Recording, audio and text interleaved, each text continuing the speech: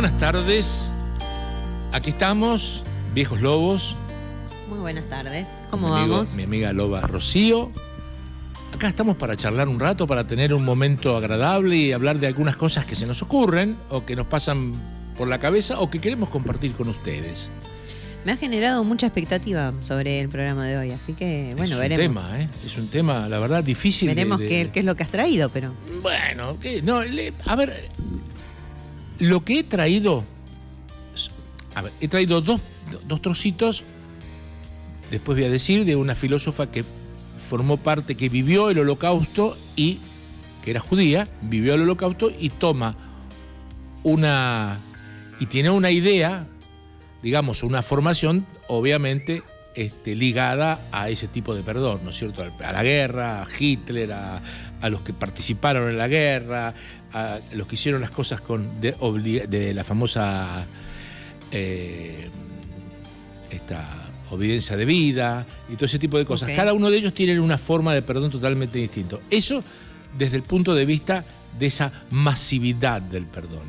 Después traeré a colación una otra forma de perdón, que es el del filósofo Derrida, también del siglo pasado, donde habla del amor y el perdón, o del perdón y el arrepentimiento, del perdón como algo ya mucho más personal, ¿no? Desde el punto de vista de la persona, no desde el punto de vista de aquel que hace una actividad que complica a muchos, aunque también podría ser, pero tal vez un poco más específico, ¿no? Para ser un poquito más específico. Y después voy a dar mi punto de vista, obviamente, porque si nosotros tenemos distintas clases de perdón, yo tengo otra, que no está lejos, pero que más o menos, porque durante la vida tuve experiencias que me llevaron a darme cuenta de alguna cosa, que sea la verdad no lo sé, yo podría ser así. Entonces, pero bueno, en su momento lo vamos a hablar, porque tenemos que hablar primero de nuestras líneas de conexión, después decir que es un día hermoso, parecería que estamos acercándonos a la primavera. Sí, ya se nota, saludamos a nuestro operador y ya se nota que empiezan a venir esos días más amables, que nos obligan un poquito a sacar un piecito de casa y decir, vení Febo que te robo un ratito, qué lindo que estoy acá, qué maravilla el sol, que sobre todo de los pobres y de todos. ¿Cómo te cambia absolutamente el estado de ánimo, la forma en la que miras las cosas? Bueno, esa es otra palabra para conversar. Mirá vos. ¿Estado de ánimo? El sol y el estado de ánimo. Bueno. Te voy a dar un dato. A ver. Yo supe conocer un paciente y lo viví personalmente, padecer lo que se dice una crisis de ansiedad. Uh-huh. Te aseguro que una crisis de ansiedad no es... Pero espera, vamos a hacer una cosa. ¿Por qué no leemos me lees generalmente estas cositas que tienen para comunicarse y después seguimos adelante? ¿Qué te parece? Bueno, dale. Sitio web phantom.net.ar, ahí está toda la información. Para comunicarse, WhatsApp 223-437-7506, 223-437-7506, Instagram y Facebook phantom.indier y el correo electrónico es hola@phantom.net.ar. Y es el día 9 de septiembre a las 14:10 y con una temperatura de 18 grados. Es una maravilla. Y ahí sí seguimos con el calorcito, ¿ves? Ya como enganchando con este tema de la... Bueno, hablábamos en lo personal y con pacientes de trastornos severos de ansiedad. Uh-huh. El trastorno severo de ansiedad, ¿cómo puedo explicarlo? Es un trastorno donde uno siente, y lo digo porque me pasó, donde uno siente que la mente va a 1.000.000 por hora, no hay posibilidad de concentrarse, todo pasa de una forma rápido, uno necesita estar haciendo un montón de cosas y el cuerpo no responde a las respuestas que la mente da. Y uno se da cuenta de que ha perdido el control es como si hubiera desfasado de la corteza, que muchas veces he explicado, que es la que mantiene o controla todo lo terrenal, todo lo humano, y hay como si hubiera como si algo explotara adentro y tuvieras 1.000.000 de ideas por segundo que no las podés responder. Y cuando intentás retenerlas, ¿sí? Sí. O intentás frenar la intensidad de lo que funciona tu cabeza, lo podés hacer, pero mínimamente. Es una tras otra. Llega un momento que hay un agotamiento. Estoy hablando sin medicación, ¿eh? Hay un agotamiento físico, psíquico, físico, que te produce un shock. El cerebro dice paro, o entras en un sumenaje o en alguna acción orgánica, o alguna acción orgánica como desmayo, como alguna acción vagal, como hipertensión, como un montón de todo lo que. Porque no se olviden que el cerebro está conectado por el nervio vago a todos los órganos del cuerpo, sobre todo el corazón, los pulmones, la panza y todo eso. Bueno, y de ahí nacen todos los estímulos que van hacia el cuerpo. Por eso a veces cuando decimos que el estómago es el reflejo de la cara, es porque si uno tiene la cara triste, el estómago está arrugado por ese nervio vago y porque el cerebro le mandó la información de que estamos tristes, ¿no? Básicamente, anteriormente, cuando no existían, no me estoy yendo del tema, lo que pasa es que a veces la patología manda y van apareciendo paulatinamente cosas que tienen que ver y son interesantes, no las podemos saltar. Antes no se podía, porque no había medicación, el que sufría una gastritis terminaba en una úlcera o en cirugía, y que una de las primeras cosas que se hacían es cortar el nervio vago. Se cortaban el nervio. ¿Se cortaba? Le cortaban el nervio, sí, claro, para que no tuviera respuesta. Hoy con el advenimiento de los omeprazoles, eso no se podría hacer con el corazón, porque no aumentaría, no disminuiría, o sea, que también es el nervio vago junto con las emociones y con las cosas que pasan, es el responsable de estas aceleraciones del corazón, que obviamente las ha sentido en distintas circunstancias, sí, claro. En el peligro, en el placer, en el ejercicio o en el reposo. Eso, obviamente no se le puede cortar eso al corazón, es imposible. Después se vio también que cortárselo al estómago era complicado, ¿no? Me imagino, algunos van más allá. Cualquier tipo de mutilación tiene alguna consecuencia, ¿no es cierto? Claro, porque también el colon irritable y todas estas situaciones de estrés producen diarrea y un montón de cosas, y también están enganchadas al nervio vago. Pero bueno, ese no es el tema. El tema es que la crisis de ansiedad podría llegar a producir todo este tipo de fenómenos, pero nos quedamos con la ansiedad sola. Y volvemos al sol. Ahí empezamos, ¿no?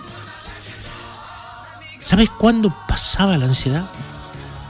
¿Cuándo se pasaba en el sentido cuando de que mejoraba? Cuando te ponías a tomar sol. Mirá. Cuando te ponías a tomar sol te dabas cuenta, lo digo porque pasó.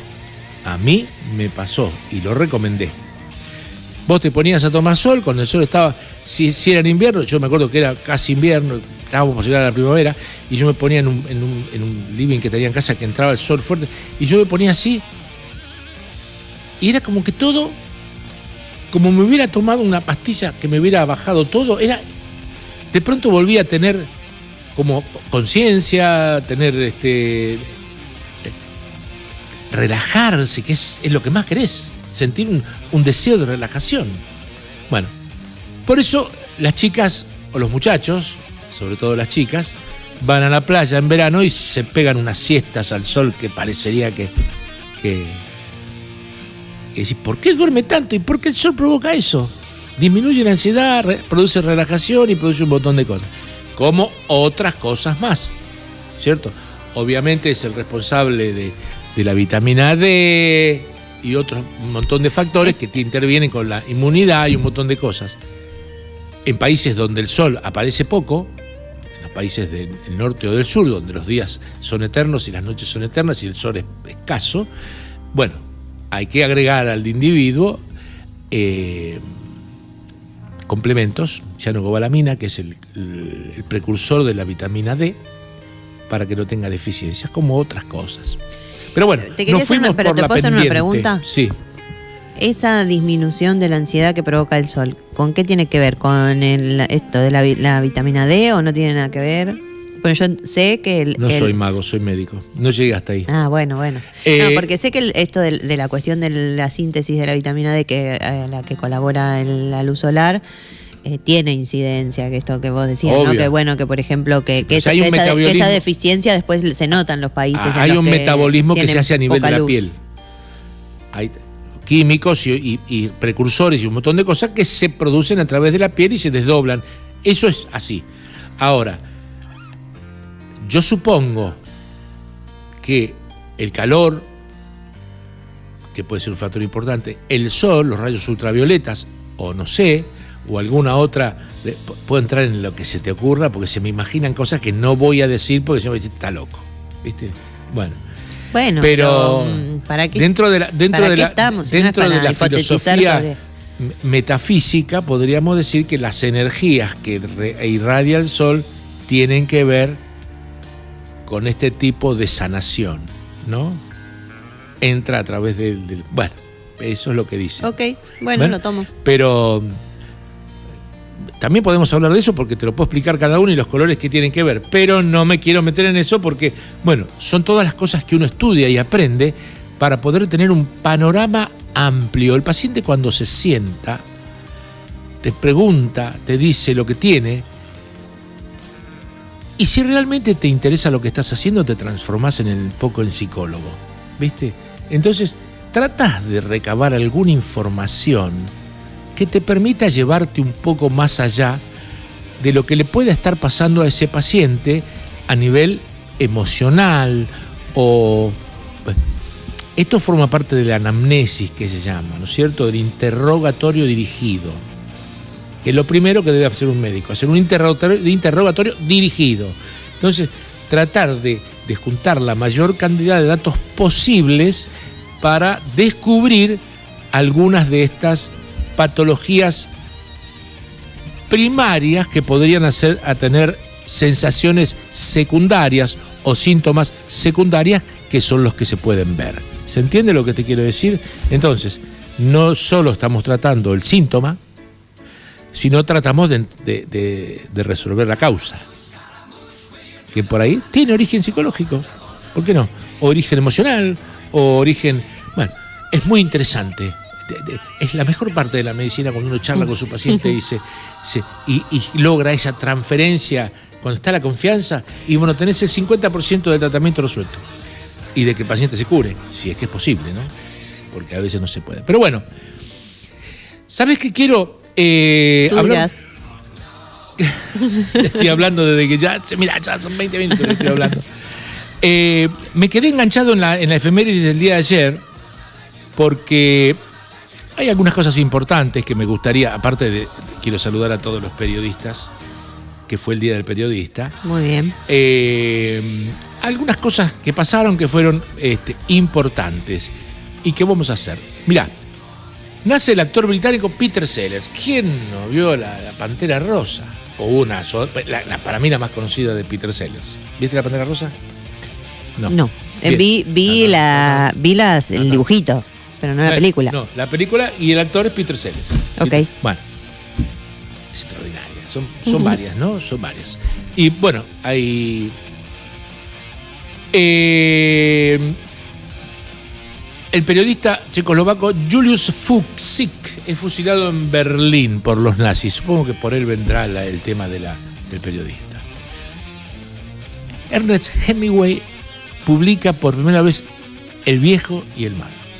Ah, bueno. Ni hablar. Qué librazo. No, o sea, son cositas que no pueden quedar sin recordarse. Un libro extraordinario.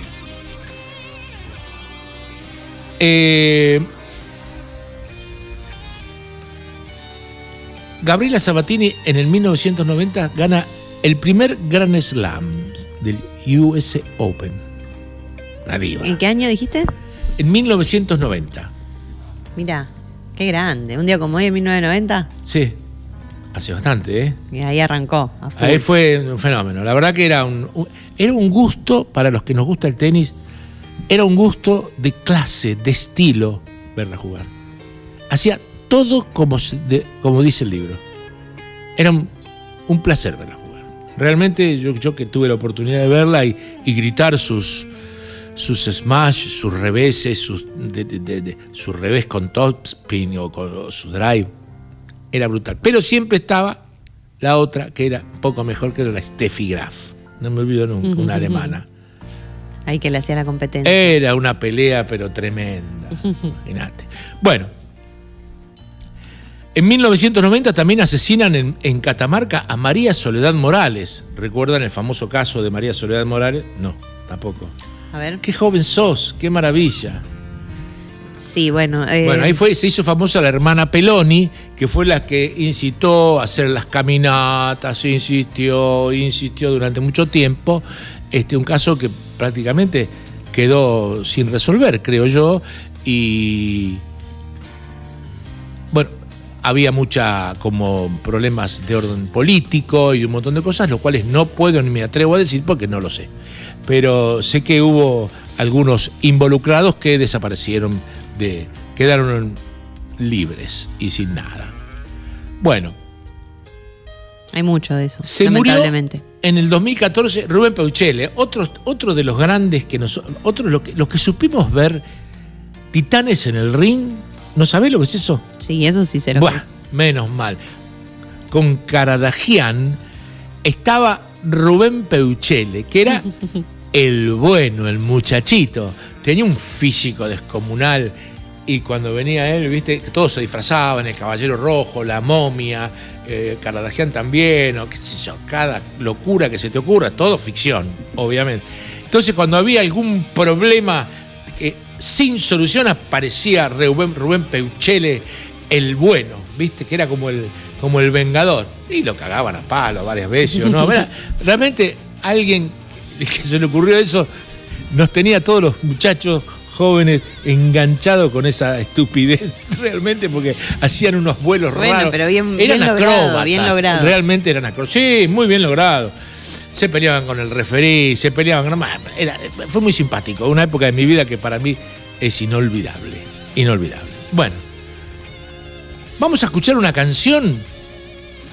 La primera de todas, que es de Camilo VI, porque en el 2019 muere Camilo VI, que también fue otro grande romántico de mi época. ¿Tampoco lo conoces? Vamos a conocerlo ahora. Vamos a conocerlo. ¿Cómo se nota? Camilo VI, morir así es morir de amor. Hoy está de moda esa. Es cierto. ¿Viste? Y mirá, no sé en qué año fue esto, pero será en los 80, que era 85, 86 que estaba de moda. Un éxito realmente. Bueno, una lástima. Bueno, supongo que todo nos toca llegar a eso, pero dejó muchas cosas lindas, cantaba muy bien. Es de 1978/79 el tema. Ah, bueno, 80 te dije. Bueno, sí. Bueno. A ver, sigamos adelante. También se celebra el día 8. Mira, yo tomo el día 8 y el 9 porque me da pena dejar un día atrás que yo no estoy. Ahí solito. Un solo día, ¿viste? Entonces, hay cosas que me parecen que son importantes, como por ejemplo, el Día Internacional de la Alfabetización. Qué temazo. Es importante. Sí, claro que es importante. Obviamente proclamado por la UNESCO y bla, bla, bla, bla. El hecho que las cosas sean proclamadas y que un grupo de señores o de, pongamos, eruditos o notables se junten para decir vamos a hacer el día, no significa que lo hagamos. Esto es... Porque bueno, claro. Se ve muchas veces que es una asignatura pendiente en muchos lados. Yo veo acá, no desde la alfabetización, porque obviamente todos sabemos leer y escribir, la mayoría o casi todos, pero debe haber lugares que no, seguramente en el norte o en el profundo Chaco, no sé, en algún lugar. Pero esta alfabetización tiene diversos facetas que se juntan con la educación, ¿no? Y ahí hay una época, después que terminó la subversión, hubo como una subversión cultural y educativa muy importante, ¿cierto? Se nota en la gente cuando charlas que hay cosas que si uno no se proponía de per se hacerlo y aprenderlo y buscarlo en el colegio, muchos te lo enseñaban. O sea, hay como una lagunita ahí, como que faltan cosas, ¿no? Pero bueno, no me quiero meter en eso porque estaría en problemas, pero pasó. No en mi caso, hasta mientras yo estuve, a mí me daban, lo sabés, yo tenía que estudiar porque tenía materias, pero y nos pegaban y nos hacían sentar de rodillas los curas en el maíz y no sabes cosa que ha pasado. Increíble. Entonces aprendí, a veces me preguntan, ¿cómo sabes? ¿Por qué eres la imagen esa? Pericles. ¿Y por qué sabes de Pericles? Porque no me lo olvido más. Estudié en la historia de Grecia, estudié la historia de Roma, estudié la historia de esto, el otro, las invasiones, los países, el colonialismo, todo estudié en el secundario. Todo. Y es un montón. Te pones a pensar, es un montón. Me decís, me das un mapa y yo sé dónde está esto, lo otro. Yo pregunto y me dice, bueno, esto ocurrió allá, porque está en África, ¿dónde está eso? ¿Y qué es el oriental? ¿Qué es el occidental? ¿Qué es el esto? Nada. Un vacío total. Pero vos lo que estás diciendo es que es porque ha disminuido... En ese momento, yo... Sí, o se ha empobrecido la educación formal. Hubo una época en que se empobreció bastante la educación formal. No es mi culpa, nací en los 90. No porque echando la culpa. No, ya sé, es una broma que suelo usar porque después de la subversión, hubo como una subversión cultural y educativa. ¿Me dejas completar mi chistecito? Sí, por favor. Durante los 90 se instaló, y en los 2000, el polimodal, que ha sido posiblemente el más bastardeado de los sistemas educativos de los últimos años. Bueno, le tocó a quien le tocó. Los millennials no tenemos la culpa. Bastante bien hemos salido dentro de todo. Sí. Bueno, pero yo he notado en vos, básicamente, que sos una lectora. Bueno, eso sí. Bueno, pero si no aparecen cosas tan libres, esto obviamente es una cuestión, no es por echarle críticas a nadie, esto, cosas que uno piensa que tal vez no sea cierto, porque puede ser que no sea cierto, pero yo a veces lo veo y me parece que en ese lapso donde esta persona o estas personas tuvieron el secundario, hay como un... A mí lo que me parece como totalmente subjetivo y sin mucho fundamento, pero la sensación que tengo es que de los últimos, ponele 20 años, si querés, capaz 30, el mundo ha evolucionado en una dirección que la educación no acompañó. Que no sé si está bien o está mal, pero que ese desfasaje finalmente ahora se convierte como en una especie de callejón sin salida, porque esto que dicen, bueno, el profesor escribe una cosa en el pizarrón y los chicos le dicen, no, eso está mal escrito, lo tengo acá en el celu, pero por otro lado hay parte del aprendizaje que no va a reemplazar nunca una búsqueda de Google. Bueno, pero hay algo ahí que no se puede sintetizar, pareciera ser, o sea, no creería que yo veo a mi mujer sea tan difícil y sin embargo no se hace. Bellas Artes, ¿cierto? Y estudian historia, estudian cosas, y ella es una estudiosa, es una tipa que se preocupa. Pero la inteligencia artificial parece la hermana. Te juro, llega un punto donde está dialogando con la inteligencia artificial, que es una manera muy fácil de estudiar porque te busca todo de una forma rápida, y la inteligencia artificial se mimetiza con ella. Y parece que estuviera hablando con la hermana, incluso suspira y dice, ay, perdoname, discúlpame, no, pero me está diciendo mal las cosas, pensalo otra vez. Sí, ya lo pienso otra vez. Se entabla un diálogo con algo que del otro lado no es real. O sea, sí es real la facilidad o la inmensidad de donde puede buscar información. Eso es real, pero no es una persona. No, por supuesto. Pero por eso me causa gracia, a veces la escucho discutir, ¿no? Y digo, pero si estás sola, ¿con quién discute? Discute con la inteligencia artificial. Pero, ¿usa la inteligencia artificial que es por vos? Sí. Ah, mirá. Bueno, sí, no yo uso el chat en realidad y a veces le charlo también. Sí, claro, pero decís, puta madre, ¿qué es esto? ¿Con quién estás hablando? No, con la inteligencia artificial. Se ríe cuando yo hablo. ¿Inteligencia artificial? ¿En serio? Como que intervengo, ¿viste? Como que nos están molestando. Sí, perdona. Vuelvo a llamarte dentro de un rato cuando estés tranquila. Está corta, hay cosas. No se puede creer. Aparte, yo me acuerdo que me leía cada libraco. Yo era mejor, obviamente, mejor, ¿no es cierto? Porque tenés acceso donde antes era casi imposible. Pero yo me refería a, cuando hablaba de cuando no había todo esto, vos decís, todo este avance, que incluso también le podemos echar un poco la culpa, no solamente a la desidia, estoy hablando del del profesorado puede ser, o de los alumnos, o de la educación, o de la política, que no quiero meterme en política, pero supongamos que, como vos decís, había en otros lados lugares o cosas avanzadas que acá no llegaban. Llegaron tarde, parecería que a veces estamos un poco tarde, ¿no es cierto? Entonces como que no tomamos, como que vamos con la ola, con la segunda ola.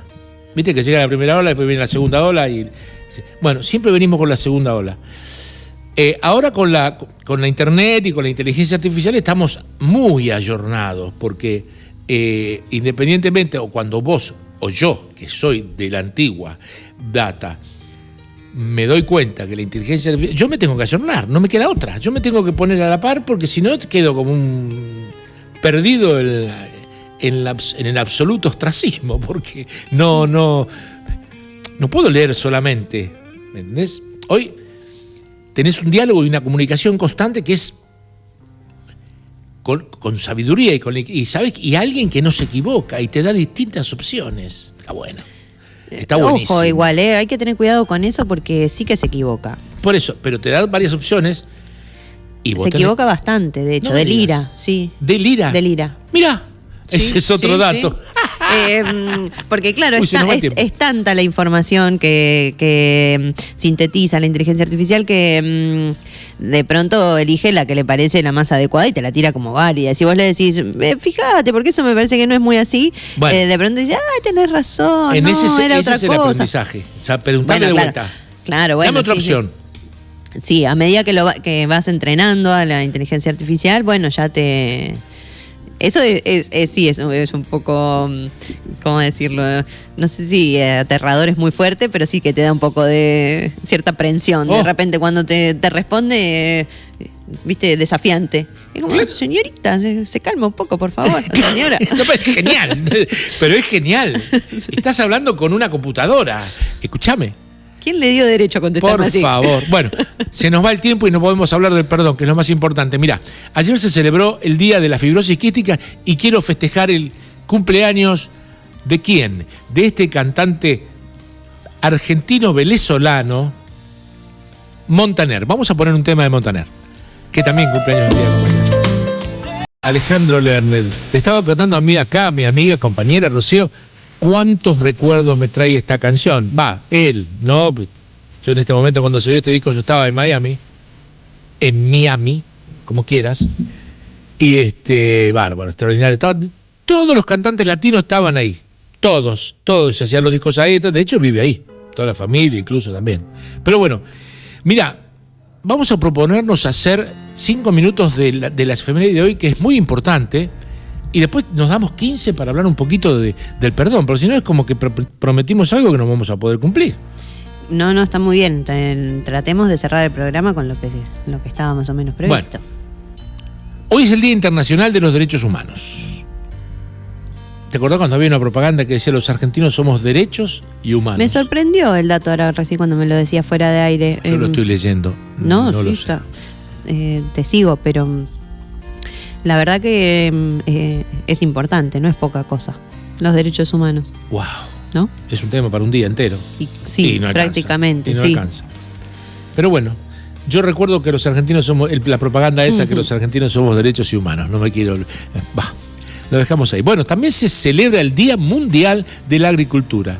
La fecha busca exaltar la importancia de esta actividad, unida intrínsecamente con el desarrollo humano a través de todas las áreas, así como de las personas que se dedican al cultivo de la tierra desde tiempos inmemoriales. El festejo repercute especialmente en la Argentina, donde las exportaciones de materias primas, principalmente soja, maíz y trigo, suponen una de las principales riquezas del país. Chocolate por la noticia. Parece que la minería y el petróleo y todo eso serían otra riqueza que sería tan grande como esta o más. La verdad que nuestro país está lleno de riqueza. Por Dios, estamos nosotros, querida. ¿Qué te parece? Estaría bueno que... No voy a entrar ahí porque no te... No. Bueno, mira. En 1828 nace el escritor ruso León Tolstoy, autor de La Guerra y la Paz. Otro librazo.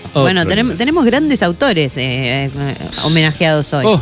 Muere el pintor francés en 1901, Toulouse-Lautrec. A ver, sigo, ¿eh? Sí, adelante.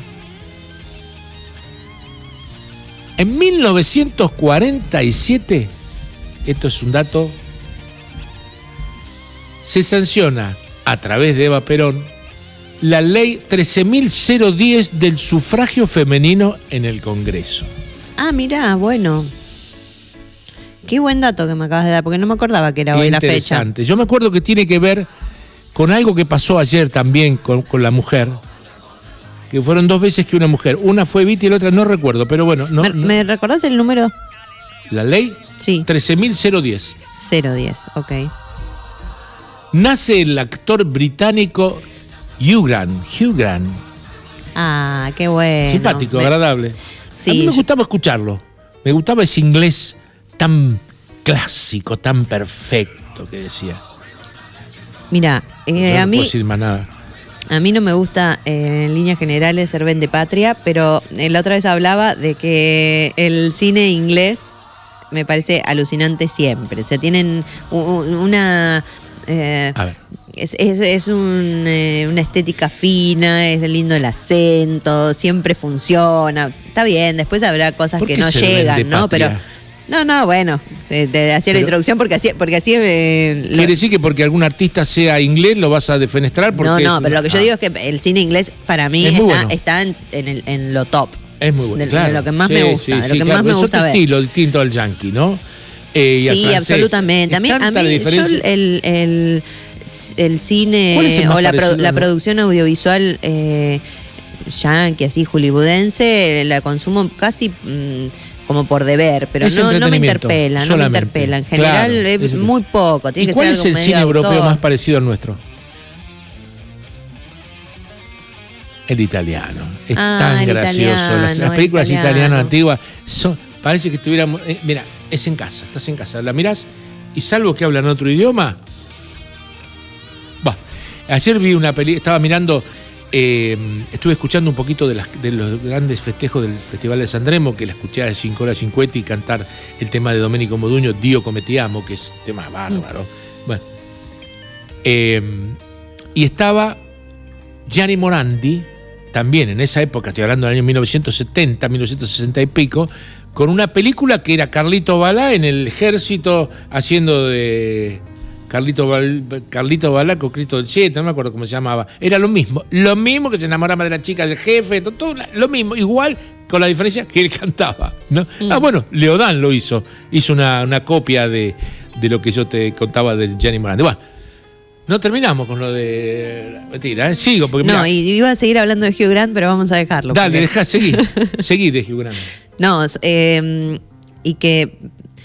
no hay una de mis películas favoritas y me avergüenza un poco decirlo, pero Un lugar llamado Notting Hill. Muy lindo, bueno, claro. Es muy linda. Amor total. A partir de ahí, amor total a Hugh Grant. Me gusta también Es muy de minita lo que estoy diciendo, pero es la verdad. No, bueno, pero el tipo es masculino y muy fino. A ver, no es el macho, viste, que uno puede... No, es un tipo delicado, educado, fino, hablar, pausado, es otra cosa. A mí yo lo admiro, a mí me gusta mucho, Nada que ver con la pareja que tenía en ese momento, que es la Yankee, ¿cómo se llama? ¿Con quién salía? No me acuerdo. No salía, que hacía la película. Ah, con Julia Roberts. Con Julia Roberts, que se le notaba más Yanquilandia, un poco a ella. Él estaba más en otro lado. Igual, es linda y es delicada también. Es delicada. Dentro de lo que podría ser. No es de las mujeres que más me gustan, pero es linda, sí. Bueno, sigamos. Nace el actor ¿A quién tenemos que perdonar? Sandler. ¿Te acordás de que hace Brom? Y vamos a escuchar un poquito, amigo, porque también es el cumpleaños de Michael Bublé, el que nos robó a Luciana Luis Pilato. Se la llevó para allá. Vino acá, se casó con ella y se la llevó. Tuve la suerte de conocerlo el día que la conoció a ella en una fiesta en Buenos Aires. Estuvo hace poco acá, incluso en Mar del Plata, Luciana Pilato, ya que tampoco es que se fue. No, estoy haciendo un comentario. No, está bien. Vamos a escuchar a Michael Bublé. Michael Bublé. Insisto, se nos llevó a la Pilato. Pero vos sabés que el tipo viene mucho acá. Yo lo conocí, te dije, ¿no? Lo conocí en una fiesta, cuando la conoció a ella. ¿Qué pasa? Cuando yo estaba en el jet set, cantaba mucho en Buenos Aires. está todo bien. Bueno, qué divertido. ¿Eh? Qué divertido. No, es Macanudo. ¿Quién, yo? Toda la situación. Estar ahí en una fiesta, organizando cosas, que esté Michael Bublé, que la conozca Luciano Lopilato. Sí, son un montón de cosas más. Nace Julieta Díaz en el 1977. Muere el psicoanalista Jacques Lacan. Muere Ricardo Balbini. Pasando rápido, porque al final no vamos a poder hablar de la dale con la mentira. Vamos a tener que hablar la mentira la próxima. Te está ahí dándome vuelta. Patrick O'Neill muere el Pato Carret. En el 2002, Osama Bin Laden se hace cargo del atentado a las Torres Gemelas. Temazo, ¿eh? Bueno. Mira vos. Día Mundial de la Agricultura, bla, bla, bla. Y murió también en el año 2014, en 2013, nuestro conocido marplatense Norbert de Goas, que hablaba todo, ¿viste? Hacía toda la propaganda, venga acá, porque yo no me olvido más. Tenía una discoteca extraordinaria de vinilo, era impresionante. Bueno, ¿se entiende lo que dije? Sí. Bien, listo, ahí me quedo. Perfecto. ¿Vamos a hablar un poquito del perdón o no? Vamos a hablar del perdón. A ver, querida amiga, te voy a contar algo. ¿Vos viste la serie Merlí? Sí, vi la serie Merlí, me gustó mucho. Vamos a pasar un trocito de esa, donde Merlí habla del perdón según, y te voy a decir ahora cómo se llama la filósofa que habló de ese tema.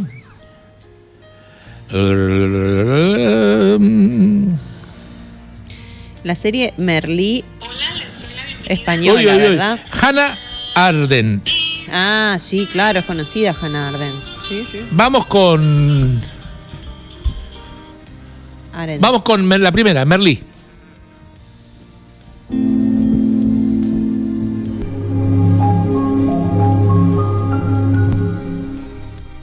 Perdón. Ese es un tema interesante. Por eso hoy os hablaré de la filósofa Hannah Arendt, que reflexionó profundamente sobre el concepto del perdón.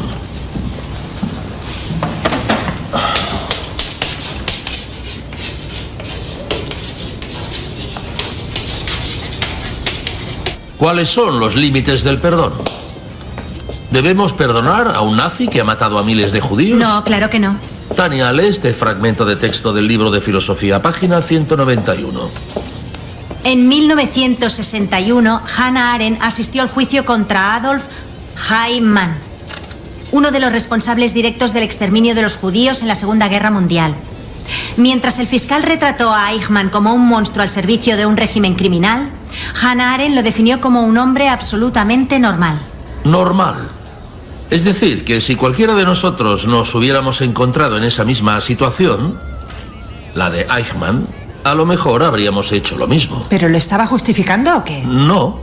Ella lo que quería era dejar claro que el mal podía ser obra de la gente corriente que se deja llevar por la ideología dominante sin preguntarse ni cuestionarse nada. Y a todas esas personas que no están dispuestas a pensar, según Hannah Arendt, no se las puede perdonar. Yo os pregunto, ¿qué es más difícil, perdonar o pedir perdón? A mí no me será difícil perdonar al que me ha robado.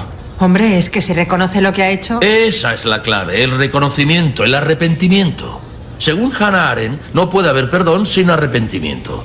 Por lo tanto, el perdón que predica Jesús en la cruz cuando dice, Padre, perdónalos porque no saben lo que hacen, es inadmisible. Es un perdón muy instantáneo. Desde luego. Te equivocas y te perdonan automáticamente. ¿Pero qué es eso? ¿Hay que perdonar a los que cometen atentados terroristas indiscriminados contra gente inocente y no se arrepienten de nada? ¿Debemos perdonar a los policías que en una manifestación le sacan un ojo a una chica disparándole una pelota de goma? ¿Habéis oído a alguien pidiendo perdón por los crímenes del franquismo? Yo no. A nadie. En palabras de Hannah Arendt, solo se perdona a quien reconoce el mal que ha hecho y se arrepiente.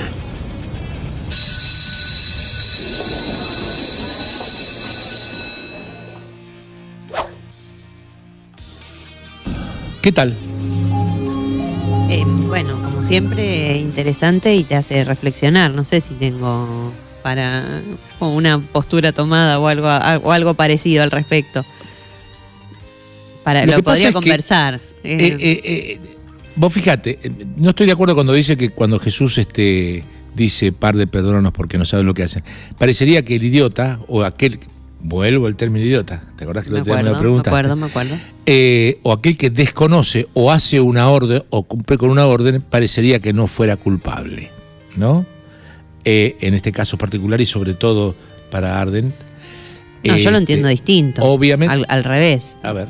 Que si no te arrepentís, no importa si lo hiciste de malo o de boludo, me disculpan la palabra, no mereces el perdón. Y ahí yo sí creo que disiento un poco. Pero bueno, también si depende desde dónde lo mires, porque quizás no es...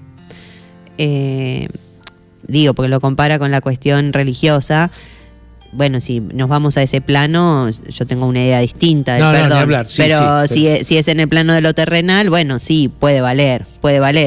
Mirá, si vos no estás arrepentido, no me importa por qué lo hayas hecho, no, porque entonces por acá te voy a perdonar. ¿Qué es lo que no sabe lo que hace? O sea, que cumple algo y él sabe que tiene que hacer ese trabajo y es su trabajo y lo hace. No le importa, no tiene conciencia de lo que está haciendo. ¿Cómo se puede arrepentir? Bueno, por eso, pero podrá tomar conciencia después. Por ejemplo, ponen el caso del nazismo. Bueno, vamos a ver una segunda parte. Yo soy medio en esas cas más de la línea ni olvido ni perdón, pero bueno. Bueno, te digo la verdad. Ahora te cuento, me falta decirte mi parte, ¿no? Aldana, la segunda parte, por favor. Vamos a ver una filósofa mexicana que habla de lo mismo, de la misma filósofa que recordemos que vivió en el siglo XX. En plena guerra fue una perseguida. Una perseguida. En realidad fue ella contuvo en su casa a muchos judíos que escapaban, pero bueno, se tuvo que ir. Pero bueno, por favor, sigamos con Quiero hacer un ejercicio con ustedes, como lo he hecho anteriormente. Hablaré en singular lo siguiente porque me parece que el lenguaje puede ser más comprensible. ¿Tienes una idea propia del perdón?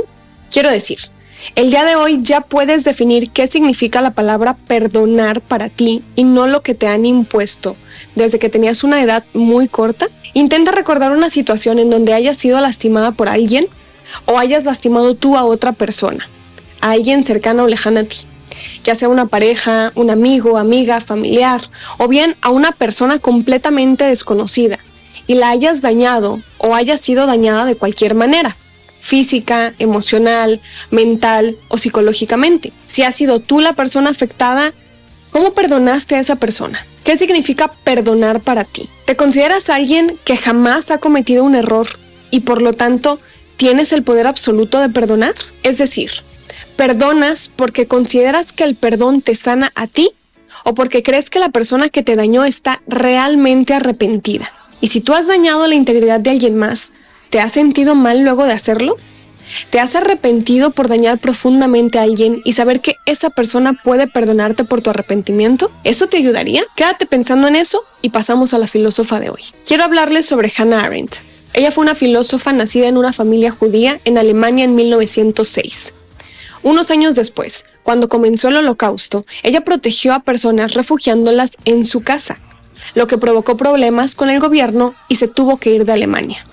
Si están escuchando todos mis episodios, se darán cuenta que hablo bastante sobre filósofos del siglo pasado, y es que creo que fue un siglo que marca definitivamente la historia de los seres humanos por las guerras mundiales, el holocausto a los judíos, las revoluciones, el papel de la mujer en la historia. Definitivamente fue un siglo que tiene demasiado por expresar y bueno, aunque también he hablado de otros filósofos de otras épocas, al parecer me interesa la historia que ocurrió hace unas cuantas décadas. Pues como ya dije, Hannah Arendt vivió el Holocausto y luego se vino al continente americano radicando en Estados Unidos de Norteamérica hasta su muerte en 1975. Esta gran filósofa habló increíblemente de la condición humana, sobre la violencia. Y en este episodio quiero exponer un poco su opinión sobre el perdón, mi visión sobre el perdón y por eso las preguntas que les hice al principio. Arendt creía que había dos tipos de males en el mundo. Uno era el mal radical, ese que es pensado, analizado. La persona o el grupo de personas que deciden cometer una acción están conscientes de las consecuencias. Se dedican a hacer un daño permanente debido a una ideología y tienen un fin. Por ejemplo, Hitler con el genocidio. Él sabía perfectamente que su intención era terminar con personas judías y nunca negó sus intenciones. Tuvo su ideología, desarrolló sus planes y debido a eso, con el apoyo de muchas otras personas, terminaron con millones de vidas. Algo que parece lejano, algo que las generaciones de hoy ni siquiera piensan o analizan, o intentan ponerse en el lugar de una cultura que fue casi exterminada simplemente por existir. Y es que el mal radical del que hablaba Hannah Arendt se refería justamente al Holocausto, porque ella personalmente lo vivió.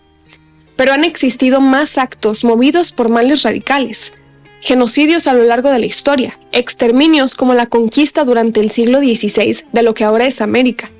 Todo lo que se estructura para producir una acción que terminará dañando a alguien. Un movimiento bien pensado es un mal radical. El otro es el mal banal.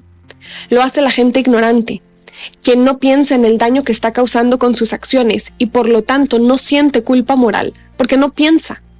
Cuando daña a otras personas es porque simplemente obedece órdenes y comete acciones que no racionaliza. Esto no le quita responsabilidad de ningún tipo a una persona que delinque contra otra. Si alguien necesita urgentemente dinero, por ejemplo, y en un momento sin pensarlo, roba a alguien para poder cubrir una necesidad, se supone que lo hizo por ignorante, porque necesitaba urgentemente cubrir una necesidad, pero su ignorancia no le quita responsabilidad. De ahí que todos los asaltantes de este precioso país se justifiquen, ¿no? La inteligencia de hacer responsables a las partes pertinentes en un daño, aunque la culpable haya sido ignorante en su acción, no debería justificar el hecho. O sea, el mal banal se comete porque hay una persona ignorante o una mediocre que obedece órdenes sin pensar en las consecuencias. Por ejemplo, ir a quitarle la vida a un ser humano porque alguien lo ordenó. Otra cosa que vivimos todos los días en México. Asesinatos donde el responsable responde a una consecuencia quién sabe cuándo. Pero que el mal banal lo cometa alguien que ignora no significa que la culpa sea menor o que solo por eso se salvará de pagar su consecuencia ante las leyes. Entonces, ¿cómo perdonamos a personas que han provocado severos daños si su intención era esa? Si la intención de actuar era ser radical y terminar con toda una población, como el Holocausto del siglo pasado. ¿Cómo se perdona eso? ¿Cómo perdonas a alguien que te hizo daño, pero simplemente estaba obedeciendo órdenes? ¿Perdonarías un mal radical sabiendo que no hay arrepentimiento, porque quien causó el daño lo hizo sabiendo que iba a dañar y no le importó? ¿O perdonarías a alguien que te hizo daño, pero ignoraba las consecuencias de sus actos y no pensó en el dolor que provocarían esas acciones? Yo no estoy justificando las acciones, no estoy justificando los asesinatos, los asaltos, las violaciones. ¿Cómo perdonas la ignorancia? Bueno, pues este mundo perdona la ignorancia todos los días. Es más, la aplaudimos. Hannah Arendt habló sobre el perdón debido al juicio de Adolf Eichmann que se dio en Jerusalén. Este hombre que acabo de mencionar fue uno de los responsables más grandes del genocidio judío. Y aunque muchas personas pensaron que la filósofa lo estaba justificando porque él no mató directamente a alguien, esa no era su intención.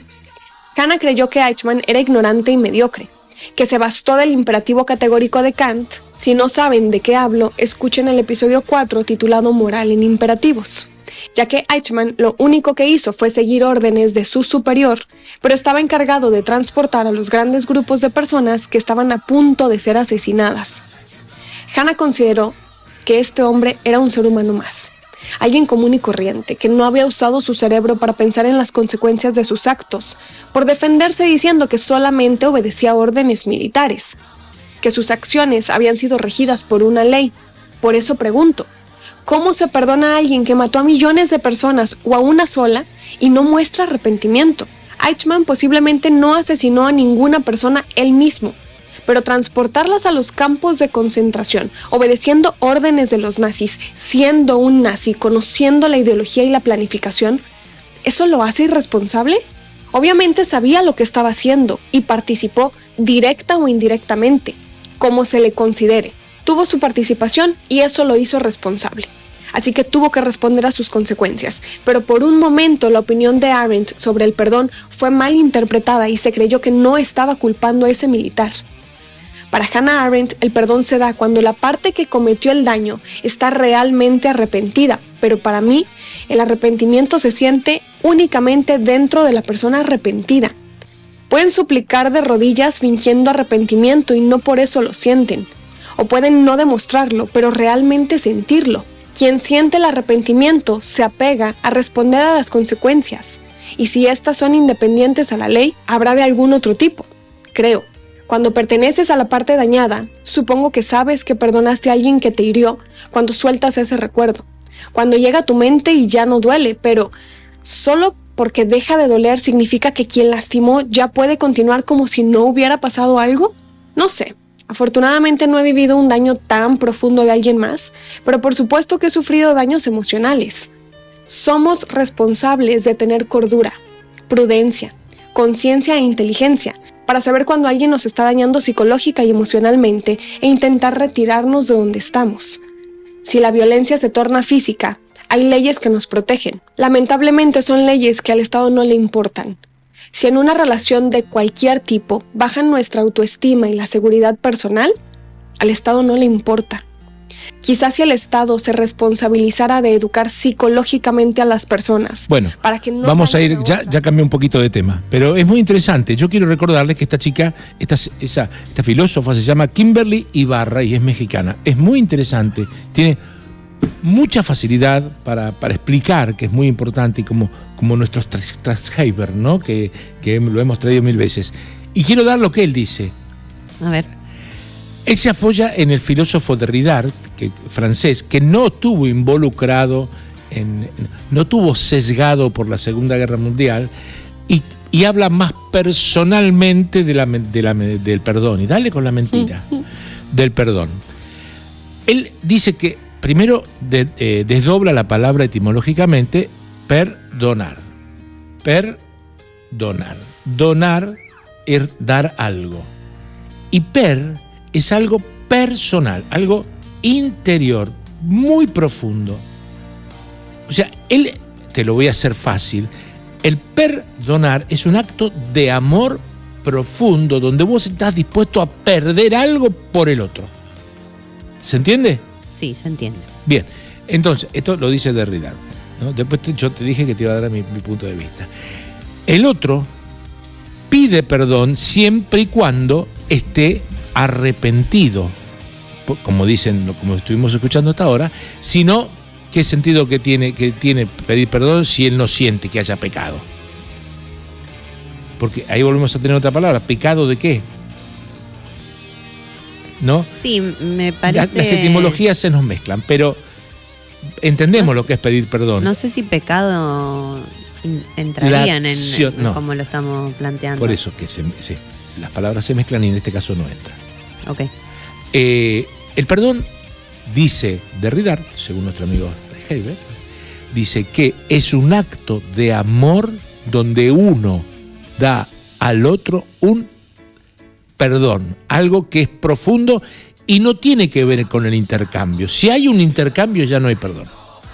O sea, si vos para dar ese perdón recibís algo a cambio, ya es un negocio, ya es una negociación o política o lo que sea para poder obtener otro beneficio. O sea, esto es mucho más personal. Y yo te lo voy a hacer más personal todavía. Contame. Y terminar acá. Yo creo que el perdón no debería de existir. Fuertes declaraciones. Creo. ¿Por qué? Porque una vez que yo te doy un ejemplo, yo te tiro esta taza por la cabeza, te corto la jeta, la cabeza, la cara, lo que sea, y después te pido perdón. Y yo no te puedo sacar el golpe que vos tenés encima. No te puedo transmutar el daño. Así vos desde lo más profundo de tu corazón decidas perdonarme o olvidarlo, o por amor o por lo que sea decidas perdonarme, yo no voy a cambiar la actitud o el hecho que ocurrió y esa marca que te quedó de por vida. No lo puedo cambiar. Y no solamente lo digo desde el punto de vista de los objetos y de las heridas, lo digo desde las heridas psicológicas profundas. O sea, lo digo desde la palabra. O sea, también la palabra pega. Uno lastima al otro, lo hiere con sus palabras y después le va a pedir perdón. Tampoco existe. La herida ya... O sea, lo que es bueno es... Y ahora te pido tu opinión. Lo que es bueno es que yo aprenda a que tengo que cuidarme de no decir cosas de más y no lastimar al otro. todo un trabajo y un esfuerzo. La idea es que aprendamos un poco más, para eso estamos aquí, en este mundo, para tratar de conseguir lo que podríamos decir que es una forma normal, tranquila, feliz y segura de vivir con el otro, ¿no es cierto? ¿Y qué opinás vos del perdón? Es un tema difícil, pero y estamos medios pasaditos de tiempo, pero ya terminamos. A mí me parece, no, estaba escuchando recién todo lo que decían, las explicaciones filosóficas que daban y demás. A mí me parece que no creo en el perdón del genocidio. No. Puedo aceptar un perdonar a una persona que lo hizo porque no le quedó otra alternativa y bueno, lo puedes considerar, pero yo no lo considero válido. No, honestamente no me parece, porque no me convenció. No. Pero bueno, es bueno saber las conductas, las corrientes, ¿no? No, está buenísimo. Y después por lo demás, digo más en lo cotidiano, soy de la línea perdono pero no olvido. Bueno, soy de esa línea, que es como decir, está todo bien, damos vuelta a la página, avanzamos, listo, podemos seguir conviviendo. En principio no te guardo rencores, pero me acuerdo. A vos te queda el golpe, o sea, sí. Es lo que yo acabo de decir y que acabo de explicar. Capaz que me cuesta soltar, capaz que lo te tengo que queda el trabajar golpe, más en terapia. bueno, pero eso es un tema de evolución también, ¿no? Yo creo que con tiempo y con terapia, o sea, te repito, el perdón es un acto de amor profundo, donde vos te arrancás algo de amor. Bueno, yo no creo que exista, Bueno, y no sé si soy capaz de esa clase de amor con personas que me han dañado profundamente. No creo que exista. Yo particularmente... No me parece que lo merezcan. Digamos, si vos me haces un daño profundo, ¿por qué daría ese acto de amor? ¿Sabes cómo lo resolví yo? Te lo puedo dejar pasar. Pero... ¿Sabes cómo lo pude resolver? ¿Por qué te daría tanto? No lo sé. Pero yo como lo pude resolver porque también me preguntaba, ¿qué pasa si yo logro esto de lo que me estás diciendo vos? Y trato de lo que me dice no me daña. O lo que me hace no me dañe. En el sentido de tomarlo desde un punto tal vez más sencillo. Entonces, que no me produzca una herida tan grande que yo tenga que no poder curarla. Entonces, ¿se entiende lo que te digo? Hay cosas que son imposibles, porque la gente hay cosas que son imposibles. El acto físico de romper y de golpear es imposible resolver. Me dijo, vas a la parte de hacer, ¿no? Y de decir. El acto psicológico, el acto verbal, trato de no darle importancia, así como que no te duela. Entonces, a mí me ha servido a veces. Me ha servido. ¿El qué? Esto, de que entonces vos no tenés que perdonar al otro. ¿Qué tendrías que hacer? Simplemente eso. Bola. No te llega, no te... Bueno, sí, no te lastima. Por eso, digo, de alguna manera pienso que... Aprendés a inmunizarte. Claro, que el perdón por ahí tiene que ver esto en lo cotidiano, ¿no? Después en la alta filosofía, no sé, pero en lo cotidiano por ahí tiene que ver con esto, ¿no? Con no estar como con esa sensación de querer devolver, ¿no? Es como esa cosa de decir, bueno, listo, inmunizarse de la estupidez. Ya pasó, no sé si ya pasó, sigo adelante y no me quedo masticando esa bronca, ese deseo de reciprocidad de lo malo. Entonces, bueno, perdón, no. Pero un poco lo que vos decís, pero hay una barrera que me parece que pones en determinado momento y que te puedo perdonar, pero no la voy a sacar. Existe también... ¿Entendés? O sea, como, está bien, te perdono en el sentido de que no te deseo que te vaya bien en la vida, pero lejos mío. ¿Eso es perdonar? No. Bueno, ¿y qué sería perdonar entonces? Esto que yo te digo, no darle importancia. Bueno, por eso, lejos mío. Si podés no darle... No, pero sigue estando con vos. No, bueno, lejos en sentido, acá. Bueno. Lo vamos a dejar acá. ¿Te das cuenta qué tema para seguir, no? Sí. También está en el tema de la amistad, en el tema del prestar dinero, ¿no es cierto? Hay cosas que son permitidas, otras no, unas que te lastiman, otras no. Pero todas también pasan todo el perdón pasa por ahí. Si hay negocio, no hay perdón. Yo creo que no hay perdón. Si vos tenés que llegar a perdonar, si alguien te lastima profundamente, primero vos sos un estúpido porque le diste pelota. Segundo, tal vez hiciste algo que provocó eso. Ponele. Y tercero, Claro, es que es de muy alguna largo, forma, porque- ¿por dónde te pasa? ¿No? ¿Por dónde te pasa y a dónde se va? Si vos lográs que pase y que se vaya y que no te haga nada, bueno, está genial. Hacete cuenta que no te hizo nada. Pero bueno, claro, mostramos eso, formas distintas. ese sería lo más parecido al perdón, Claro. terrenal. Claro. Pero hemos mostrado aquí, y ya Sí. nos vamos, gracias por acompañarnos, las distintas formas de pecar, podríamos decir, no desde el punto de vista religioso, lo que sea, sino de cometer un acto al cual la justicia o las personas o la sociedad o uno o quien sea tengan que perdonar. ¿No es cierto? Entonces, está bien. Entonces Mengele, que hizo tremendas atrocidades con los seres humanos y con los embarazos y qué sé yo, tremendas atrocidades que hoy han sido útiles para la medicina. Entonces, el tipo no tiene culpa. No, bueno, Es por un eso te tema- digo, para mí esas cosas, por eso te digo, y ahí sí, ya cierro, pero ya nos vamos, vamos. pero ahí sí me parece que es válido en el caso de cuando la persona lo considere, ¿no? Pero el otro plano, el plano más religioso o espiritual, si querés, ¿no? Es decir, mira, hay un punto en el que yo no puedo tomar esa decisión, No, claro. pero en lo que a mí respecta, a un tipo así no lo perdono. Pero que no lo perdona nadie. Por eso me parece válido considerar que puede haber, y que de hecho hay, si se me permite, algo más grande que todos nosotros, que eventualmente tomará esa decisión. Está bien, ahora te digo una cosa. Basado en cosas que se nos escapan a nosotros, pero yo Te hago hoy una pregunta. no Entonces, perdonaría. ¿Cómo puede ser que ese más grande haya destruido ciudades, permitido guerras? Bueno, eso es otra Es un conversación. tema. Bueno, señores, nos vamos con música, amigo. Y nos despedimos hasta la semana que viene. Qué tema interesante, ¿eh? La verdad. Hay cosas para hablar, ¿eh? Bueno, muchas gracias por acompañarme, Rocío. Te agradezco profundamente. No me hay de equivoqué qué. cuando te dije que es necesario que teníamos un programa de diálogo. Y esto enriquece a los que nos escuchan y a nosotros, que es muy importante. Chao. Hasta la próxima semana.